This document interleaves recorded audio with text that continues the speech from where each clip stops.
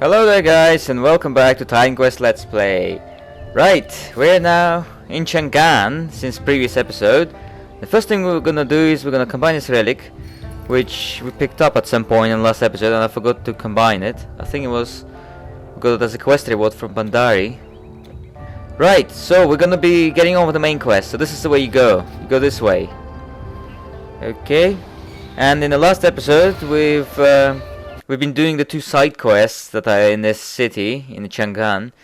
We've been doing the Emperor's Clay Soldiers, where we fought Bandari. And we've also done the Terracotta at Large, where we just had to defeat all the terracottas in the city. Okay, we've now come out into the farmland. Picked up the Saber of Feasting, which we don't need. But we're now in the farmland here. And it's going to eventually lead us into the bamboo forest. And this is going to be pretty sort of large, sort of expansive kind of area. But it's going to be not really a huge open space. It's going to be just have a lot of paths, and it's going to have a cave as well. So it is easy to actually miss some parts of it out on the first playthrough, because you're not familiar with the area. But once you've been through it a few times, you should have a good idea. But this area has some really dangerous monsters. It has quite a few Draconians a bit later. And at the beginning here, it's got a lot of Tigerman. And pretty much each Tigerman pack comes with a pack leader here, if you notice. So you gotta be, quick on your feet around here.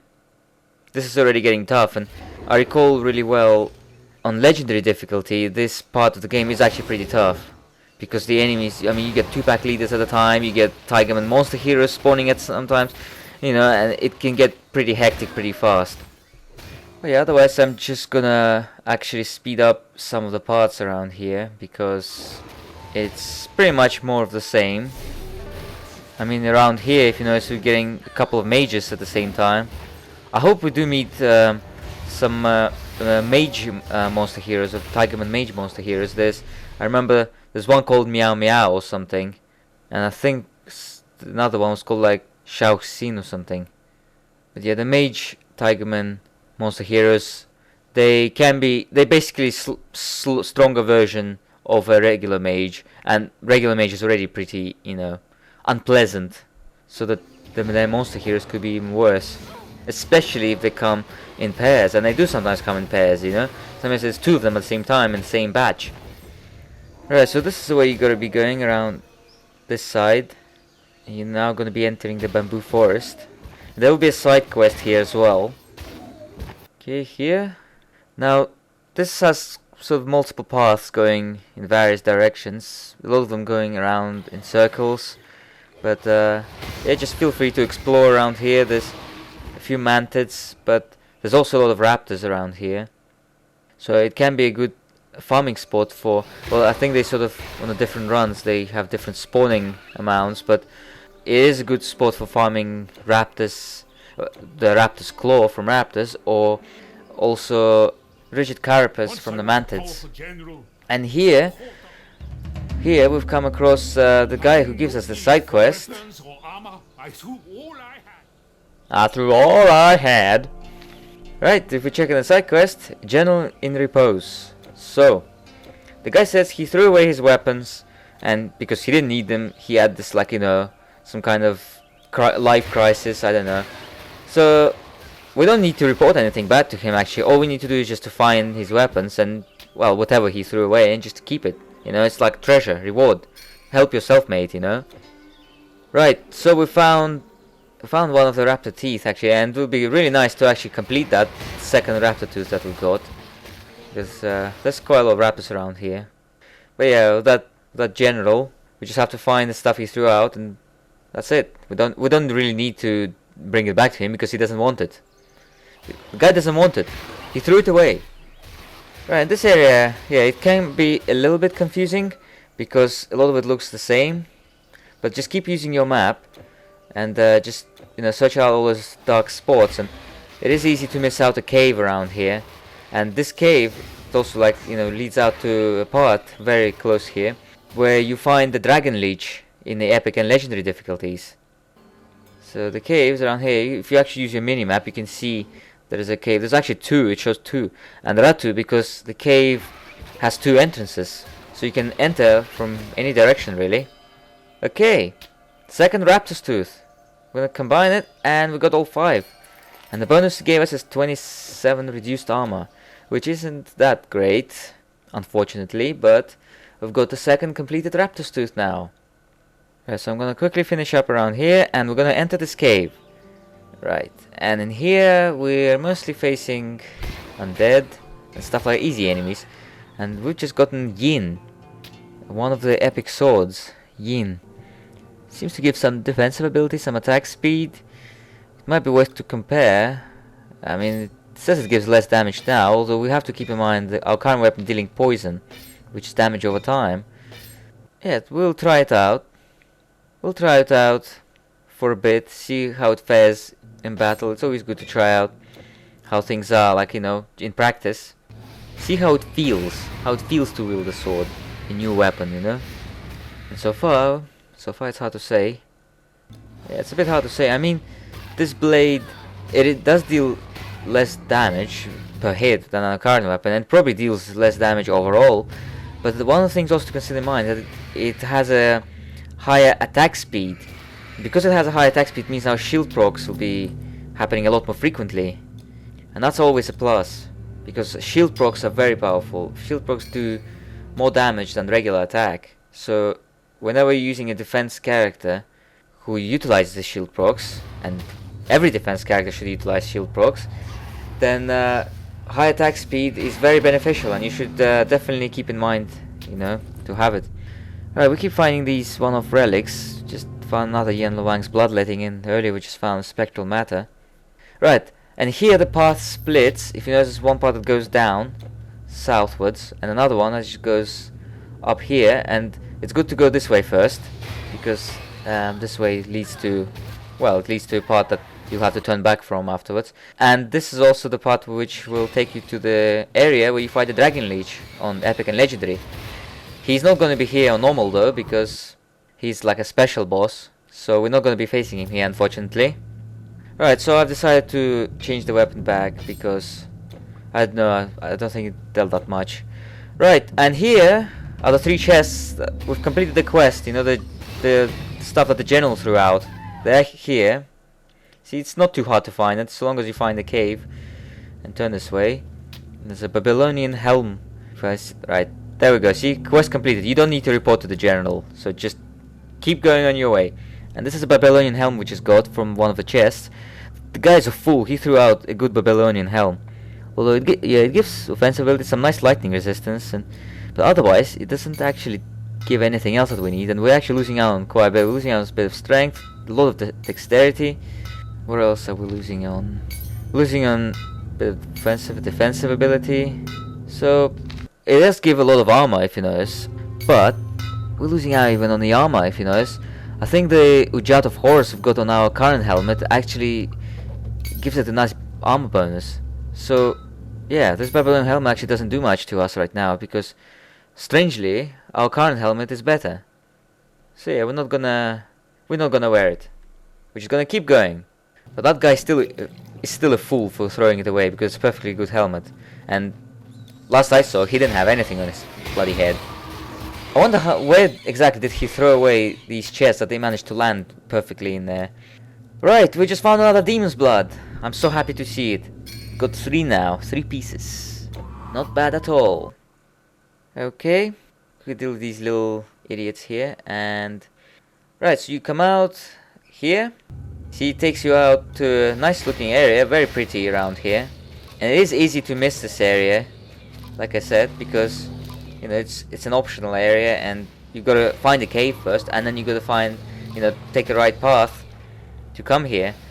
And yeah, this is where you fight the Dragon Liche on Epic and Legendary. It's the same. He's a special boss, just like the Talos and Manticore, which you get in the first 2 acts. But yeah, right now, here on normal difficulty, there's nothing here, just a bunch of undead. A few chests to loot as well, so it's still nice to come here. But yeah, he spawns right on this, you know, spot around here. See, it's a bit of an open area here, so he spawns around here. So it gives you some area to fight him. The Dragon Liche, he's a challenging boss, but he's not too bad if you know what to do. He's definitely not among the worst, I'd say.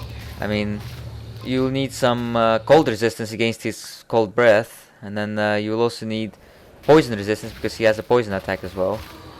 And another thing to keep in mind is, if I remember correctly, he can actually take control of your pets. So if you've got any pets, you've got to dismiss them, you know.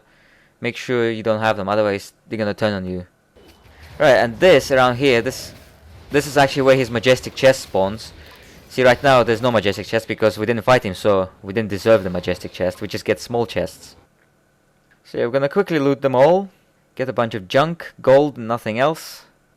Alright, and we're going to return back to the entrance. Alright, so this is where we came in, if you remember. So I'm going to quickly backtrack all the way to where the path split. So I'm going to fast forward this. Okay, so this is where the path was split. Now we go this way. I mean, you can get to this, you know, to this area obviously through the outside as well. But yeah, we'll go through this way. And this area around here it's pretty easy. It's mostly got Ratman, and they're very easy enemies. And yeah, against the Vermin Kings, you know, the bigger ones, you might want to use have some poison and piercing resistances, because see, they're using spears with a poison enchantment. But otherwise it's pretty easy around here for now, which is it's pretty deceptively easy right now. Alright, and one of them dropped Earthen Barrier, another epic. We keep finding loads of epics today, and I can tell straight away that it's not as good as the shield we've got now. I mean, for one, it deals less damage, so if you know, we're losing out on a lot of piercing resistance, defensive ability. So no, we're not gonna really wear it, because our current shield is better. But yeah, we keep getting a lot of epics actually in this run. We probably got a really good seed this time around, so that was pretty lucky. Picked up quite a few epics. Alright, this is where you have to be careful. The moment you come out, there's a bunch of Draconians literally by the entrance. And look, there's two mages, and they keep spawning you with those lightning bolts. We're pretty lucky with dodging them all. And I'm not sure if you know this, but the first mage that I killed, he had an orange aura around his body. It's like you don't usually notice it because he's quite big, but it's only in his body part, and you know, it's like a bright orange golden aura. That aura is actually, it reflects a big portion of the damage back at you. You know, the damage that you deal to them. So it's really dangerous to actually attack them when they have that aura on. So I would actually advise you not to do that. I'm not sure of the exact percentage actually of the damage that's reflected back. It's something might be worth double checking.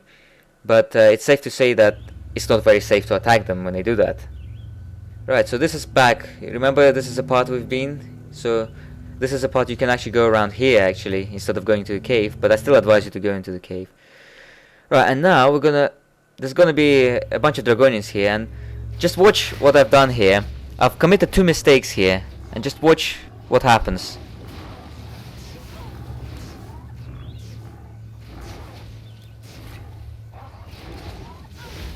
Look at this. Look at this shit. How freaking lucky are we? You know, I almost had a freaking heart attack there. This was so close. And, you know, I'm just dealing with it now there. Now, if you haven't guessed yet, I'll tell you the 2 mistakes I made there. First of all, I still haven't flippin' sorted out my stun resistance. And this is why that mage managed to stun me several times, and I almost didn't manage to get away, almost. They could have killed me there. This is what happens, you know, this is how important stun resistance is. If you don't have it, you won't be able to even get away, you know, and these Draconians, they could finish you off really easily. Another mistake I've done is, you might have noticed, I just told you about the aura that they use, and I've actually attacked that mage just when he put that aura on, which probably reflected a big portion of damage back at me, which brought me to that low health in the first place.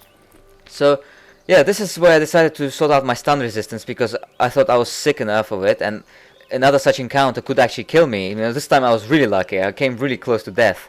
You know, Grim Reaper pointed his bony finger at me, and he said, "I'll come for you next if you don't sort it out." So I'm like, okay, we're gonna sort out the stun resistance. So I've quickly looked around the rings that I've had, and I didn't really have anything with the stun resistance. I only had the Honor Guard's talisman, but I don't want to replace my amulet, because my amulet right now gives me good bonuses. So I've decided to use the stun resistance on the Demon's Blood that we've got right now, and I decided to use this ring around here, The reason I want to put this ring is because it's got offensive ability, and I actually did want to sort out my offensive ability earlier, so I can kill 2 birds with 1 stone.